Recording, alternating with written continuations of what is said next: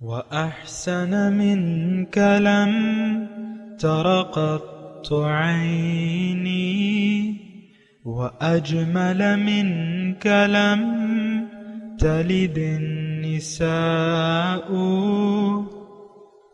خلقت مبرأ من كل عيب خلقت مبرأ من كل عيب كأنك قد خلقت كما تشاء كتاب أنزلناه إليك مبارك ليدبروا آياته وليتذكر أولو الألباب. یہ کتاب برکت والی ہے جسے ہم نے آپ کی طرف نازل فرمایا ہے تاکہ دانش مند لوگ اس کی آیتوں میں غور و فکر کریں اور نصیحت حاصل کریں. اللہم صلی علی سیدنا محمد وعلی آل سیدنا محمد بعدد کل ذرۃ مئۃ الف الف مرۃ. سامعین و ناظرین کرام، السلام علیکم ورحمۃ اللہ وبرکاتہ. سامعین کرام، سورہ عمران درس نمبر 246 آیت نمبر 5 اور 6. آج کا موضوع: کیا ہم نے عملی طور پر دنیا کو لبیک کہہ دیا ہے؟ اس کے ساتھ آج کے سبق کا آغاز کرتے ہیں. سب سے پہلے گزشتہ سبق کا اعادہ ہوگا. اعوذ باللہ من الشیطان الرجیم. پناہ مانگتا ہوں میں اللہ کی شیطان مردود سے. بسم اللہ الرحمن الرحیم. شروع اللہ کے نام سے جو بڑا مہربان نہایت رحم والا ہے. الف لام میم. اللہ لا الہ الا هو الحی القیوم. الف لام میم. خدا جو معبود برحق ہے، اس کے سوا کوئی عبادت کے لائق نہیں، زندہ ہمیشہ رہنے والا. نزل عليك الكتاب بالحق مصدقا لما بين يديه وأنزل التوراة والإنجيل. اس نے اے محمد صلی اللہ علیہ وآلہ وسلم تم پر سچی کتاب نازل کی جو پہلی آسمانی کتابوں کی تصدیق کرتی ہے، اور اسی نے تورات اور انجیل نازل کی. من قبل هدى للناس وأنزل الفرقان. إن الذين كفروا بآيات الله لهم عذاب شديد والله عزيز ذو انتقام. یعنی لوگوں کی ہدایت کے لیے تورات اور انجیل اتاری اور پھر قرآن جو حق اور باطل کو الگ الگ کر دینے والا ہے نازل کیا. جو لوگ خدا کی آیتوں کا انکار کرتے ہیں ان کو سخت عذاب ہوگا، اور خدا زبردست اور بدلہ لینے والا ہے. سامعین کرام، سورہ بقرہ آیت نمبر 5. لفظی ترجمہ: ان اللہ لا یخفی علیہ شیء فی الارض ولا فی السماء. اللہ تعالیٰ پر چھپی نہیں ہے کوئی بھی چیز، نہ زمین میں نہ آسمان میں. وَهُوَ الَّذِي يُصَوِّرُكُمْ فِي الْأَرْحَامِ كَيْفَ يَشَاءُ.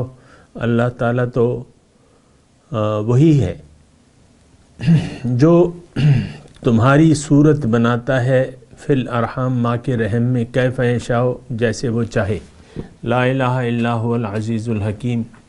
نہیں ہے کوئی معبود سوائے اس کے غالب ہے اور حکمت والا ہے. سامعین کرام، گزشتہ سبق میں ہم نے یہ پڑھا تھا کہ ان الذین کفروا بآیات اللہ لہم عذاب شدید. جو لوگ بھی اللہ تعالیٰ کے آیات سے انکار کرتے ہیں عملاً، تو ان کے لیے شدید عذاب ہے. دیکھیں، اللہ کے آیات کا انکار قولاً یا عملاً یہ بات ایک ہی ہے، یعنی جان بوجھ کر، جانتے بوجھتے. یجحدون کے الفاظ آئیں قرآن میں، ذالک بما عصوا وکانوا یجہدون، اور کما قال اسی بہرحال یجہدون کے الفاظ ہیں کہ یہ دیدہ دانستہ انکار کرتے تھے۔ آج ہماری کیفیت یہی ہے کہ ہم لوگ دیدہ دانستہ جان بوجھ کے قرآن سے ہم نے پہلو تہی اختیار کر رکھی ہے اور اللہ کے حکم کو چھوڑ کے اپنے نفسانی خواہشات کے مطابق زندگی گزار رہے ہیں اور گزارنا چاہتے ہیں۔ بہرحال اللہ تعالیٰ نے اس کے لیے عذاب شدید کی وعید فرمائی ہے۔ باقی آپ کا اپنا خیال ہے یا جو بھی عمل ہے وہ آپ کے سامنے آئے گا۔ اور اللہ تعالیٰ نے اپنی اگلی جو حصہ ہے واللہ عزیز ذو انتقام، عزیز کا مطلب غالب، بے مثل غالب، یعنی تم اس سے چھوٹ کے کہیں نہیں جا سکتے، غالب ہے وہ۔ اور یہ ہمارا تو خیال نہیں ہے، یعنی ہم عام طور پہ جو زندگی گزار رہے ہیں اللہ تعالیٰ کی یہ صفت ہمارے سامنے نہیں ہے، یا ہمیں اس پر یقین نہیں ہے کہ وہ زبردست ہے، غالب ہے، اور ہم اس کے دائرے اختیار میں ہیں۔ اللہ تعالیٰ نے قرآن مجید میں ارشاد فرمائے وَإِن مِّن شَيْءٍ إِلَّا هُوَ آخِذٌ بِنَاصِيَتِهَا، کوئی چیز ایسی نہیں ہے لیکن اللہ تعالیٰ نے اس کو اس کی چوٹی سے پکڑ رکھا ہو۔ ناسیہ وہ چوٹی کو کہتے ہیں، سر میں اگر چوٹی سے آپ پکڑ لیں تو وہ پھر کوئی مضبوطی سے اگر پکڑ لیں تو پھر وہ مطلب آپ کے قابو میں آ جاتا ہے بندہ۔ تو عزیز اور ذو انتقام کا مطلب ہے بدلہ لینے والا۔ یہ اللہ تعالیٰ کی ایک صفت ہے کہ بدلہ لینے۔ اب بدلہ کس سے لے گا وہ؟ ایک بات تو یہ بھی آپ سوچنے کی ہے نا کہ اللہ تعالیٰ بدلہ کس سے لے گا؟ تو بدلہ ظاہر ہے کہ مخلوقات میں ایک ہی ذمہ دار ہستی ہے، وہ میں ہوں یا آپ ہیں، انسان۔ کسی اور سے تو بدلہ بنتا نہیں ہے نا، کیونکہ کسی اور کو کچھ اختیار نہیں ہے۔ اختیار تو ہمیں اللہ تعالیٰ نے عطا فرمایا ہے ایک خاص مقصد کے لیے۔ اس مقصد کو اگر ہم نظر انداز کر دیں اور غیر کو، مقصد کے علاوہ غیر کو مقصود بنا لیں، جیسا کہ آج دیکھ لیں سامعین اکرام، اپنی حالت کو دیکھ لیں، ہمارا مقصود تو اللہ نہیں ہے، غیر اللہ ہے۔ غیر اللہ کے سامنے، غیر اللہ پہ ہمیں یقین ہے اور اللہ پہ ہمیں یقین نہیں ہے، تو ہم نے تو اس کو چھوڑ رکھا ہے، اللہ کو۔ اللہ تعالیٰ سے جوڑنا نہیں چاہتے۔ آپ دیکھ لیں دنیا سے اور دنیا والوں سے ہم جوڑ کے رکھنا چاہتے ہیں، مل کے رہو، جوڑ کے رہو۔ عام طور پہ دیکھیں نا، یہ شادی غمی ہمارے معاشرے میں، خصوصاً جہاں میں رہ رہا ہوں، پٹھان معاشرہ ہے، پختون معاشرہ ہے، اور اس میں اس بات کا بہت زیادہ خیال رکھا جاتا ہے، غم اور شادی میں آپ ایک دوسرے کے شامل ہوں۔ تو یہ کوئی یعنی اخلاق بھی اسی میں ہے، یعنی اللہ تعالیٰ نے ہمیں فرمایا ہے کہ تم اپنے بھائی کی غم اور خوشی میں شریک ہو۔ لیکن میں یعنی یہ ہم اس دین کے لیے نہیں کر رہے، اللہ کے حکم کے لیے نہیں کر رہے۔ اب نماز جنازہ جو ہے وہ فرض کفایہ ہے، لیکن بعض لوگوں نے اسے اپنے لیے فرض عین بنا لیا ہے۔ مثال کے طور پہ آپ کے علاقے کے ممبر ہوں گے، وہ ہر جنازے پہ جانے کی کوشش کریں گے، نہیں ہے تو پھر دعا کے لیے لازمی جائیں گے۔ کیوں؟ کہ اس کا مفاد اس سے وابستہ ہے کہ میں اپنے ووٹروں کے ساتھ ایک تعلق رکھوں۔ بہرحال میں ذو انتقام کی بات کر رہا ہوں، انتقام لینے والا۔ انتقام میں بات یہ کر رہا ہوں کہ انتقام اللہ تعالیٰ، آپ یہ سوچ لیں، کس سے لے گا؟ جو ذمہ دار ہستی ہے، اسی جس کو آپ ذمہ دار بناتے ہیں اسی سے پھر پوچھ گچھ ہوگی۔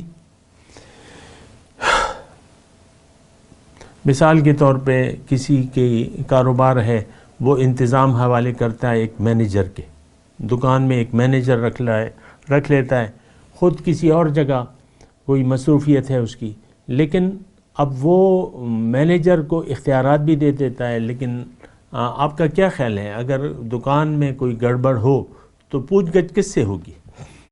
ظاہر ہے کہ جس کو مینیجر اللہ تعالیٰ وہ اس نے بنایا ہے، اس شخص نے، اسی سے پوچھ گچھ ہوگی نا. یہ تو نہیں کہ وہ خدا کے انویسٹیگیشن شروع کرے گا، یہ انویسٹیگیشن تو مینیجر کا کام ہے، مینیجر سے پوچھ گچھ ہوگی. تو دیکھیں اللہ تعالیٰ نے ہمیں دنیا میں بھجوایا ہے اور ہمیں اختیار دے دیا ہے. خلیفہ اللہ تعالیٰ نے لفظ فرمائے. انسان اللہ تعالیٰ کا نائب ہے، خلیفہ ہے. تو اب اس کو بار خلافت کا مطلب یہ ہے کہ یہ اپنے اوپر اور زمین میں اللہ کا حکم نافذ کرنے کے لیے کوشش کرے، اللہ کا حکم قبول کرے، کیونکہ یہ خلیفہ ہے اللہ کا. اگر اس نے منصب خلافت کے خلاف کوئی کام کیا تو اللہ تعالیٰ اسے پوچھے گا نہیں، یا اس نے اپنے منصب کو سے انکار کر دیا لیکن منصب تو ہے. یہ تو نہیں ہے کہ اس نے انکار کر دیا تو اللہ تعالیٰ نے منصب واپس لے لیا، نہیں. یہ تو ایک ڈیوٹی ہے اور ایک خاص مقصد کے لیے. اللہ تعالیٰ نے ہمیں اگر خلیفہ بنایا بھی ہے تو اس کا مقصد میں حکمت ہے کہ تمہیں میں اختیارات دے رہا ہوں، تمہیں میں قوتیں دے رہا ہوں، اور تمہیں میں زمین میں بھجوا رہا ہوں تو تم نے وہاں اپنی مرضی نہیں چلانی، بلکہ تم میرے خلیفہ ہو، میری مرضی کے مطابق تم نے زندگی گزارنی ہے. انی جاعل فی الارض خلیفہ میں پھر آگے مضمون آتا ہے نا، اہبطوا منہا فاما یأتینکم منی ھدی. سورہ بقرہ میں ابھی ہم نے پڑھا تھا نا. اللہ تعالیٰ نے انسان کو خلیفہ بنا دیا، پھر وہ جنت کا جو واقعہ ہے، شیطان نے انکار کر دیا، پھر اللہ تعالیٰ نے انہیں کہا کہ تم یہاں سے جاؤ اور تمہیں اگر میری طرف سے ہدایات آئے تو تم نے اس کے مطابق زندگی گزارنی ہے، زندگی اپنی مرضی سے نہیں گزارنی. یہ ایک بات ہے جو ہماری سمجھ میں نہیں آتی، اور ایک بہت بڑی غلط فہمی کا شکار ہو گئے ہیں، اور دین کو ہم نے نماز، روزہ، حج، زکوٰۃ تک محدود کر دیا ہے اور باقی زندگی اپنی مرضی سے گزار رہے ہیں. ہمارا کوئی بھی کام دین اور شریعت کے مطابق نہیں ہے. یعنی اس نماز، روزہ، حج، زکوٰۃ کو تو آپ فی الحال چھوڑ دیں، لیکن آپ اور دیکھیں، آپ سمجھتے ہیں کہ اب میں آزاد ہوں، نماز میں نے پڑھ لی، اب میں آزاد ہوں. صاحب دفتر میں بیٹھے ہوئے، سائل آیا ہوا ہے، 1 لاکھ روپے اسے ڈیمانڈ ہو رہی ہے، نماز کا وقت ہو جاتا ہے تو وہ کہتے ہیں یار ابھی اذان ہو رہی ہے اور چلو نماز پڑھتے ہیں، 10 منٹ بعد نماز ہے، چلو نماز پڑھ کے آتے ہیں. تو وہ نماز پڑھ کے آگے پھر باقی معاملات طے ہوتے ہیں، تو معاملہ جو ہے 80,000 پہ طے ہو جاتا ہے. تو بات یہ ہے کہ یہ تو ہم نے دیکھنا ہوگا اور سوچنا ہوگا کہ ہم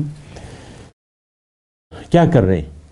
دیکھیں، اگر بنا کسی سوچے سمجھے ہم نے زندگی گزار دی تو بات پھر بگڑ جائے گی اور اس بگاڑ کا کوئی حل نہیں ہوگا. یہ بات میں آپ سے مخاطب ہوں، آپ میری بات سن رہے ہیں. اگر زندگی ہم نے غفلت میں گزار دی، اپنی جو ذمہ داریاں ہیں اللہ تعالیٰ کی طرف سے اس کا ادراک نہ کیا، وہ ذمہ داری نہ سنبھالی، وہ خلافت کی ڈیوٹی نہ انجام نہ دی، اللہ کی ہدایت کو نظر انداز کر کے زندگی گزاری، تو اللہ تعالیٰ نے اسی آیت نمبر 4 میں ابھی ہم نے پڑھا ہے کہ ان الذین کفروا بآیات اللہ لہم عذاب شدید. بے شک وہ لوگ جو اللہ کی احکامات کے مطابق زندگی گزارنے سے عملاً انکار کر دیتے ہیں. دیکھیں، غلط فہمی میں نہ پڑے، میں بار بار آپ کو کہہ رہا ہوں، یہ کفرو ہم پہ صادق آتی ہے، ہم نے انکار کیا ہے، ہم انکار کیے رہنا چاہتے ہیں. مجال ہے جو اللہ کی احکامات کے سامنے ہم سر جھکا دیں. آپ کو میں مثال دیتا ہوں، گھر پہ آپ کے میاں بیوی ہیں. گھر تو دیکھیں خاندان جو ہے وہ معاشرے کی اکائی ہے، اس کے بعد جو ہے باقی رشتے بنتے ہیں، چلتے ہیں. لیکن میاں بیوی جو ہے وہ یہ سمجھتے ہیں کہ ہم تو آزاد ہیں، اپنی مرضی سے زندگی گزاریں گے. میاں کو پتہ ہی نہیں ہے کہ شریعت کے تقاضے کیا ہیں. میاں تو الگ دنیا کے کاموں میں پھنسے ہوئے، پیسہ بنا رہے. ڈاکٹر ہے، بس 1500 روپے فیس ہے اور دے مار 4.5. یا بیوی ہے، وہ فیشن، یہ وہ کپڑے لتے، بڑا گھر ہے اور اللہ تعالیٰ نے دیا ہوا ہے، بس وہ اس کو تو کسی ہر وقت کمی لگتی ہے اپنے گھر میں، یعنی کم لگتا ہے، یہ ہونا چاہیے، وہ ہونا چاہیے، ایسا ہونا چاہیے، ویسا ہونا چاہیے. اور تعلقات آپس میں یہ اپنی مرضی سے، یہ دیکھیں اہم بات ہے، میاں بیوی، اور یہ میں صرف ایک مثال کے طور پہ دے رہا ہوں، ورنہ تو سارا معاشرہ ہی اس افراتفری کا شکار ہے۔ وَكَانَ أَمْرُهُ فُرُطًا۔ اور مجھے ذرا اجازت دے دیں میں یہ آیت پوری آپ کو بیان کر دوں۔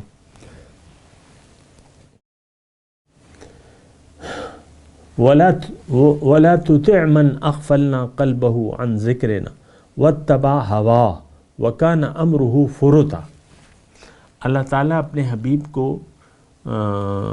ارشاد فرما رہے کہ دیکھو اس شخص کی بات نہ ماننا جس کا دل میری یاد سے غافل ہے اور وَاتَّبَعَ هَوَاهُ۔ اب دیکھیں اس آیت میں جو ہے، مجھے کہنے دیں، اس آیت میں دین اسلام کا کوئی تذکرہ نہیں ہے، یعنی ایمان کا اور عمل صالح کا کوئی تذکرہ اس میں نہیں ہے۔ اس آیت میں ایک روش کی بات ہو رہی ہے، ایک عادت کی بات ہو رہی ہے، ایک عادت ہم جو مزاج اپنا بنا لیتے ہیں، اس میں مزاج کی بات ہو رہی ہے کہ دل اللہ کی یاد سے غافل ہے، اور یہ بہت اہم بات ہے سامعین کرام۔ مومن تو اللہ کے لیے جیتا ہے، مومن کا مقصود، محبوب و مطلوب تو اللہ کی ذات ہوتی ہے، اس کا دل تو ہر وقت اللہ کی یاد میں مصروف رہتا ہے، دل اللہ کی یاد میں ہر لمحے یہ سوچتا رہتا ہے کہ کہیں ایسا نہ ہو کہ رب مجھ سے ناراض ہو جائے۔ اب اگر کوئی اپنے آپ سے واقف نہیں ہے، دیکھیں میں آہستہ آہستہ بول رہا ہوں اور زیادہ مشکل الفاظ میں نہیں بولنا چاہتا کہ آپ سمجھیں کہ یہ تو یعنی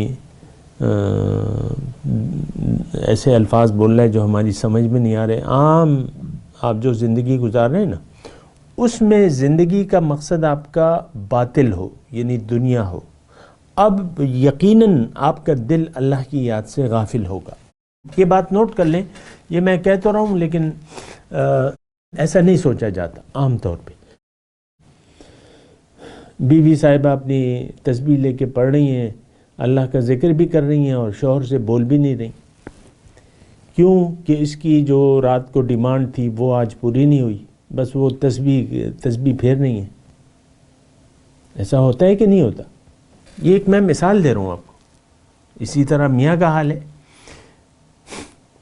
میں تو اللہ کے خلیفہ کی بات کر رہا ہوں، اور پھر میں نے آپ کو وہ آیت پیش کی ہے اللہ تعالیٰ کی توفیق سے کہ اللہ تعالیٰ اپنے حبیب کو یہ فرماتے ہیں کہ آپ اس شخص کا کہنا ہرگز نہ مانیے، وَلَا تُطِعْ مَنْ أَغْفَلْنَا قَلْبَهُ عَنْ ذِكْرِنَا، جس کا دل میری یاد سے غافل ہے۔ آج عام طور پہ دیکھ لیں، میں یہاں رک کے آپ کو دعوت فکر دے رہا ہوں، عام طور پہ آپ دیکھ لیں اللہ کی یاد، یہ تو عام طور پہ ہماری زندگی میں اللہ کی یاد سے غافل ہی رہتا ہے ہمارا دل۔ دوستوں کی محفل ہے، بات چیت ہو رہی ہے، سہیلیوں کی محفل ہے، ہم دکان میں مصروف ہیں، خاتون خانہ گئی ہوئی ہے کہیں شاپنگ کرنے، تو اللہ کی یاد تو نہیں ہے اس میں،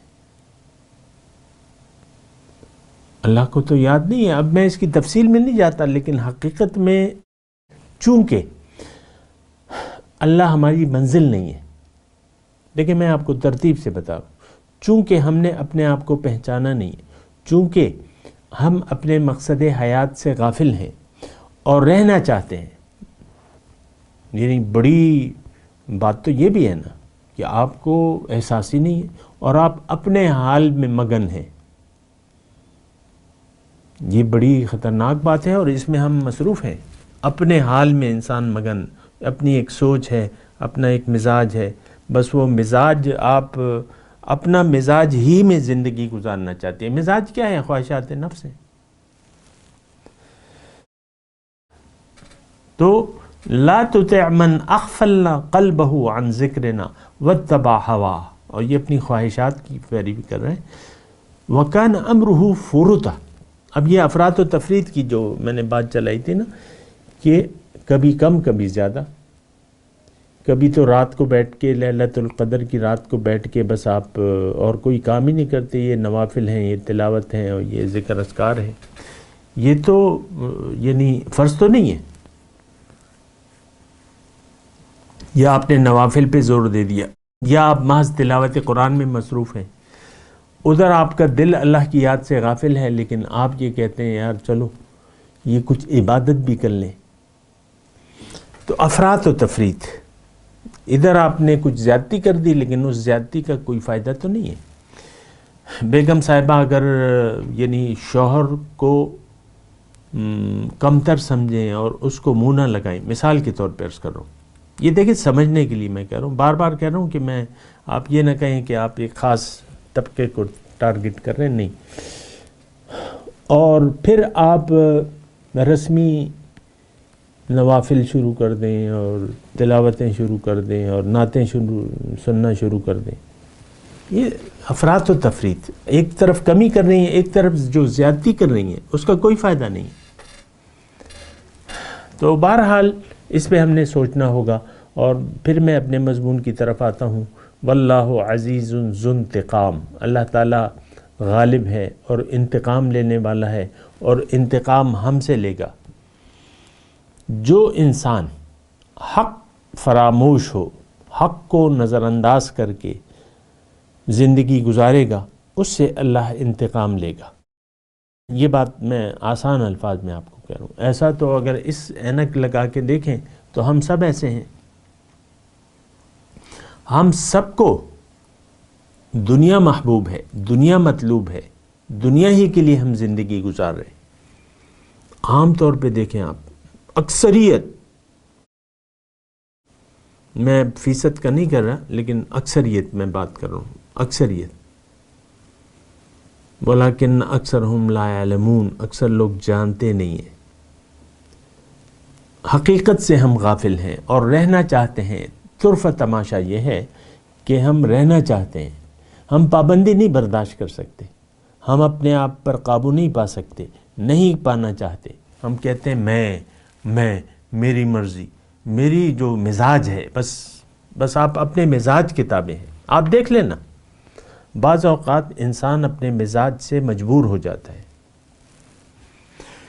اللہ اکبر، مزاج سے مجبور ہو جاتا ہے، اور وہ بس مزاج کے مطابق ہو، شوہر سے آپ اس کے مزاج کے مطابق بولیں یا سنیں، بس وہ ٹھیک رہے گا، لیکن اس کے مزاج کے خلاف کوئی بات کر دیں شوہر کے، تو اس کا مزاج جو ہے وہ آؤٹ ہو جائے گا، یعنی وہ پھر ناراض ہو جائے گا، مزاج کے خلاف ناراض ہو جائے گا، اگرچہ وہ چیز جو ہے شریعت سے اس کا کوئی تعلق نہ ہو لیکن مزاج کے خلاف ہو، تو شوہر صاحب جو ہیں پھر ناراض ہو جائیں گے۔ اللہ اکبر۔ تو یہ ساری باتیں ہیں۔ بہرحال اگلے آیت کی طرف چلتے ہیں۔ ان اللہ لا یخفی، اللہ تعالیٰ پر کوئی چیز چھپی ہوئی نہیں ہے، نہ زمین میں نہ آسمان میں۔ کیا مطلب ہے اس کا؟ دیکھیں یہ قرآن جو ہے نا، یہ یعنی اس میں ایک تو مخاطب عام لوگ ہیں، اور اس کو اللہ تعالیٰ توجہ دلاتا ہے توحید کی طرف، کہ تم توحید کی طرف آ جاؤ، توحید، میرے سامنے سر جھکا دو، میرے حکم کے مطابق زندگی گزارو، مجھے کو معبود واحد بنا لو، مجھے ہی معبود واحد بنا لو۔ اب دیکھیں اگلی آیت جو ہے تو اس میں لا الہ الا ہو، یہ جڑی ہوئی ہیں دونوں آیات، اس کو الگ نہ سمجھیں، دونوں آیت جڑی، لا الہ الا ہو۔ تو اللہ تعالیٰ انسان کو مخاطب کر کے کہتا ہے کہ دیکھو کسی میں کوئی طاقت نہیں ہے۔ جو آیات گزر چکی ہیں تو اس میں بھی اللہ تعالیٰ نے ہمیں یہ فرمایا ہے کہ دیکھو لا الہ اللہ لا الہ، سورت کا آغاز جو ہے اسی سے ہے، الحی القیوم۔ پھر کتاب کے بارے میں اللہ تعالیٰ فرما رہے ہیں، پھر آیت اللہ کی جو گزشتہ آیت ہے نمبر 4، اس میں اللہ تعالیٰ نے فرمایا کہ تم دیکھو میری احکامات کے مطابق زندگی گزارو، اگر تم نے میرے احکامات کے خلاف زندگی گزاری تو شدید عذاب میں تمہیں دوں گا اور تمہارا ٹھکانہ جہنم ہے۔ کیونکہ میں غالب ہوں، مجھ سے تم چھوٹ کے کہیں نہیں جا سکتے اور میں بدلہ لینے والا ہوں۔ بہرحال تو یہ آیت جو ہے ان اللہ لا یخفی علیہ شیء فی الارض ولا فی السماء، اللہ تعالیٰ انسان سے کہہ رہا ہے کہ دیکھو مجھ سے تو کوئی چیز چھپی ہوئی نہیں ہے، تم نے جو منصوبے بنائے ہوئے ہیں اپنے وہ بھی مجھے معلوم ہے، تم نے جس طرح مجھے نظر انداز کر دیا ہے وہ بھی مجھے معلوم ہے، تم زبان سے جو دعوے کرتے ہو اسلام کے وہ بھی مجھے معلوم ہے، اور لیکن تمہاری نیت جو ہے دنیا کے بارے میں وہ بھی مجھے معلوم ہے، کیونکہ مجھ پر تو کوئی چیز مخفی نہیں ہے۔ تمہارے منصوبوں کو، تمہاری نیت کو، تمہارے اعمال کو، جو ظاہر ہیں اور جو چھپے ہوئے ہیں، جو منصوبے تمہارے ہیں، جو نیت تمہاری ہے، تو سب سے میں واقف ہوں۔ اس میں مضمون یہ ہے سامعین کرام، اللہ تعالیٰ ہمیں کہہ رہا ہے کہ تم یقین کر لو کہ مجھ پہ کوئی چیز نہ زمین کی نہ آسمانوں کی کوئی چیز مخفی نہیں ہے، پوشیدہ نہیں ہے، میں جانتا ہوں، اور تم تو میرے بندے ہو، تمہاری صورت گری تو میں نے کی ہے، تمہاری سوچوں سے تو میں واقف ہوں، تو لہٰذا مجھ ہی کو تم معبود بنا لو، اسی میں تمہاری خیریت ہے۔ لا الہ الا ہو والذی یصورکم فی الارحام کیف یشاء۔ تو تمہاری تو دیکھو دلوں کی تمام کیفیت اور ظاہری اور باطنی تمام اعمال جو ہیں، تمہارے جو نیتیں ہیں، سب سے میں واقف ہوں، اور کیوں نہ ہوں گا، تمہاری صورت تو ماں کے رحم میں میں نے بنائی ہے۔ هو الذی یصورکم فی الارحام کیف یشاء، تمہاری صورت بھی میں نے بنائی ہے، تمہیں میں نے اپنے ہاتھوں سے بنایا ہے۔ خلقت بیدی، کتنی بڑی بات، اوہو کتنا بڑا مقام ہے۔ کسی اور مخلوق کے بارے میں اللہ تعالی نے نہیں کہا ہے کہ میں نے تمہیں اپنے ہاتھوں سے پیدا کیا ہے، تمہاری صورت میں نے بنائی ہے، کسی اور مخلوق کے بارے میں نہیں کہا۔ انسان هو الذی یصورکم فی الارحام کیف یشاء لا الہ الا ہو، لہٰذا اللہ کے سوا کسی کو معبود نہ بناؤ۔ معبود کے میں نے آپ کو معنی کیے ہیں اللہ تعالیٰ کی توفیق سے، لہٰذا اس کو ذہن میں رکھیں۔ تمام گفتگو کا یہ 6 آیات جو گزری ہیں، یہ اس صورت کا ابتدائی مقدمہ ہے، اور آئندہ آیات جو ہیں اسی پر پھر دلیل ہوں گی۔ دیکھیں توحید تو آپ کو معلوم ہے کہ یہ رأس الطاعات ہے، تمام خوبیوں اور نیکیوں کی جڑ ہے۔ اطاعت کی جڑ جو ہے، نیکی کی جڑ جو ہے وہ توحید ہے۔ یہ ایک بات نوٹ کر لیں۔ ہم یہ سمجھتے ہیں کہ چلو کچھ نیکی کر لیں گے، کچھ نیکی کے کام کر لیں گے اور بس وہ کافی ہے۔ نہیں، نیکی دراصل یہ ہے کہ آپ اللہ کو معبود واحد بنا لو۔ وہ آیت البر یاد کریں نا، ہم نے تو پڑھی ہے، لیس البر ان تولوا وجوہکم قبل المشرق والمغرب ولکن البر من آمن باللہ۔ نیکی یہ نہیں ہے کہ تم اپنا رخ مشرق یا مغرب کی طرف پھیر لو، نیکی یہ ہے کہ تم اللہ پر یقین کر لو کہ وہی معبود برحق ہے، میں نے اسی کے سامنے سر جھکانا ہے، یہ اصل نیکی ہے۔ وَلَكِنَّ الْبِرَّ مَنْ آمَنَ بِاللَّهِ، اصل نیکی یہ ہے کہ تم یقین کر لو کہ اللہ کے سوا کوئی نہ معبود ہے، نہ مقصود ہے، نہ محبوب ہے، نہ مطلوب ہے۔ اگر اس حقیقت کو تم نظر انداز کر کے زندگی گزارو گے، اگر اس حقیقت کو نظر انداز کر کے، اس یقین کو نظر انداز کر کے تم اپنی زندگی کی عمارت جو بھی چڑھاؤ گے وہ آخر کار گر جانے والی ہے، اور اس کا تمہیں نقصان ہوگا، اور تمہارے ہاتھ کچھ بھی نہیں آئے گا۔ دنیا میں تم بدحال ہوگے، پریشان ہوگے، اور آخرت میں سوائے نقصان کے تمہیں کچھ حاصل نہیں ہوگا۔ وَقَدِمْنَا إِلَى مَا عَمِلُوا مِنْ عَمَلٍ فَجَعَلْنَاهُ حَبَاءً مَنْثُورًا، اور کما قال، ایسی آیت ہے قرآن میں۔ مفہوم اس کا یہ ہے کہ ایسے لوگ جن کا اللہ پہ یقین نہ ہو اور وہ نیکی شروع کر دے یا کچھ کام نیکی کے کر لے، ان تمام نیکیوں کو ایک گٹری کی صورت میں میں اس کے سامنے لے آؤں گا روز قیامت اور اس کو ایک اڑتی ہوئی دھول بنا دوں، خاک بنا دوں گا، خاک تو ہاتھ میں نہیں آتی۔ ہو اور یہ تو ہم نے ابھی جو سورہ بقرہ کے آخر میں جو انفاق فی سبیل اللہ کا مضمون تھا اس میں بڑی اچھی طرح اس بات کی وضاحت تھی، اور اس میں اگر آپ نے یعنی اللہ کے رضا کے لیے مال جو ہے یعنی اللہ کے لیے آپ نے خرچ نہیں کیا تو اس کی مثال اللہ تعالیٰ نے سورہ بقرہ میں بیان کی ہے کہ جیسا کہ ایک پتھر کمثل صفوان علیہ تراب فاصابہ وابل فترکہ صلدا، 265 نمبر، کہ یا ایھا الذین آمنوا لا تبطلوا صدقاتکم بالمن والأذى کالذی ينفق مالہ رئاء الناس ولا یؤمن باللہ والیوم الآخر فمثلہ کمثل صفوان۔ دیکھیں یہ 264 نمبر آیت اصل میں تو ہے مال کے، یعنی مال اگر آپ ریاکاری میں خرچ کریں اور اللہ ولا یؤمن باللہ والیوم الآخر کالذی ينفق مالہ رئاء الناس ولا یؤمن باللہ والیوم الآخر، تو اس کی مثال اللہ تعالیٰ نے بیان کی ہے گویا کہ ایک چکنا پتھر، اس پہ گرد پڑی ہے، زوردار بارش آئی وہ پتھر جو ہے سارا جو ہے صاف ہو گیا۔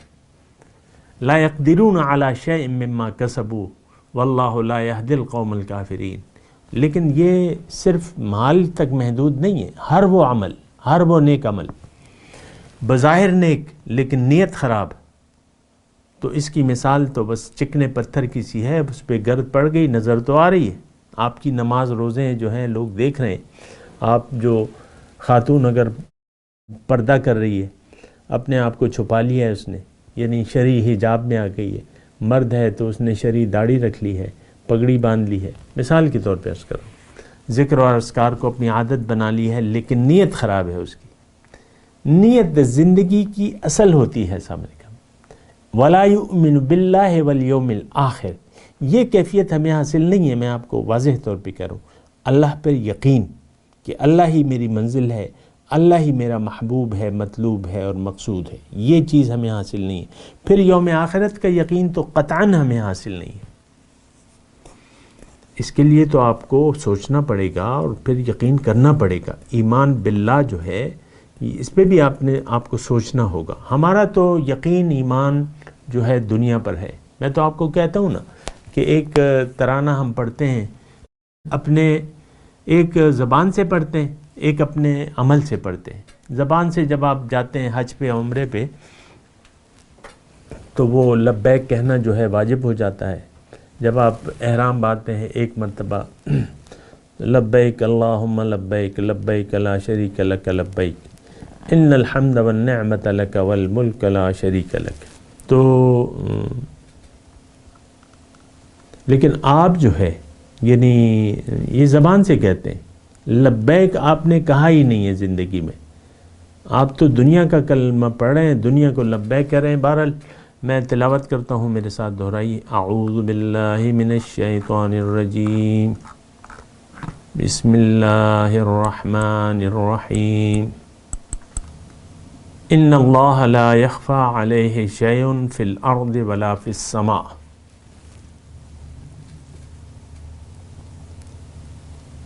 اللہ پہ مخفی نہیں ہے کوئی بھی چیز، نہ زمین میں نہ آسمان میں۔ والذی یصورکم فی الارحام کیف یشاء، اللہ تعالیٰ وہ ذات ہے جو تمہاری تصویر بناتا ہے، تمہاری شکل بناتا ہے ماں کے رحم میں جیسے چاہتا ہے۔ لا الہ الا ہو، کوئی معبود نہیں ہے سوائے اس کے، العزیز غالب ہے، الحکیم حکمت والا ہے۔ اب ان آیت کی ترجمہ سنا دیں۔ ان اللہ لا یخفی علیہ شیء فی الارض ولا فی السماء، اللہ تعالیٰ پر کوئی چیز مخفی نہیں ہے، نہ زمین میں نہ آسمان میں. والذی یصورکم فی الارحام کیف یشاء، اللہ وہ ذات ہے جو تمہاری صورتیں بناتا ہے ماں کے رحم میں جس طرح چاہتا ہے. لا الہ الا هو العزیز الحکیم، کوئی معبود نہیں ہے سوا اس کے، العزیز غالب ہے، الحکیم حکمت والا ہے. اب ان آیت کی تلاوت اور ترجمہ. اعوذ باللہ من الشیطان الرجیم. پناہ مانگتا ہوں میں اللہ کی شیطان مردود سے. بسم اللہ الرحمن الرحیم.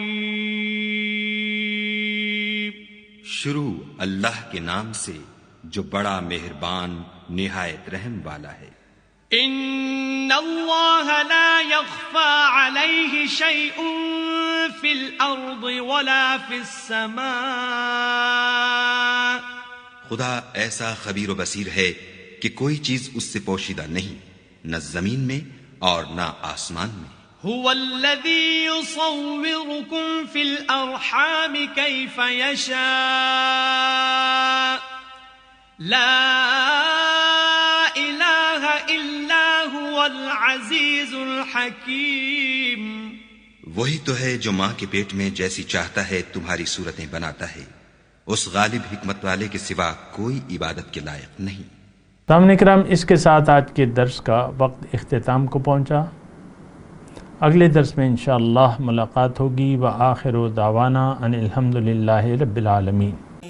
مولایا صلی وسلم دائما ابدا على حبيبك خير الخلق كلهم.